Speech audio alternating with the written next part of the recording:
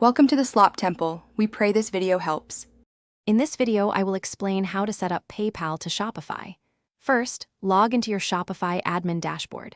From there, navigate to the Settings menu, usually found in the bottom left corner. Within Settings, click on Payments.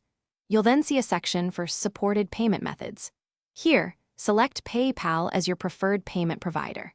This initial step is crucial for integrating your online store with one of the most widely used payment solutions, ensuring a smooth checkout experience for your customers.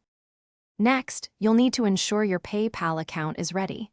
Log into your PayPal business account.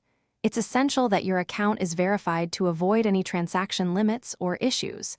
If you don't have a business account, you might need to upgrade. Shopify will often prompt you to connect directly, but sometimes you might need specific API credentials. Make sure your PayPal profile is complete and up to date, as this streamlines the entire integration process and prevents future complications. Now, let's activate PayPal within Shopify. After selecting PayPal as a provider, you'll typically be prompted to enter your PayPal account email address. Follow the on-screen instructions carefully, which usually involve a quick redirect to PayPal for authorization. Once authorized, you'll be brought back to Shopify.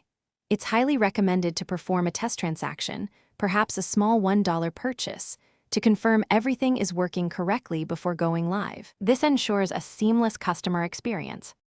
Finally, consider a few important points. Be aware of PayPal's transaction fees, which are typically around 2.9% plus 30 cents per transaction for standard online payments. Also, familiarize yourself with PayPal's dispute resolution process to handle any potential customer issues effectively.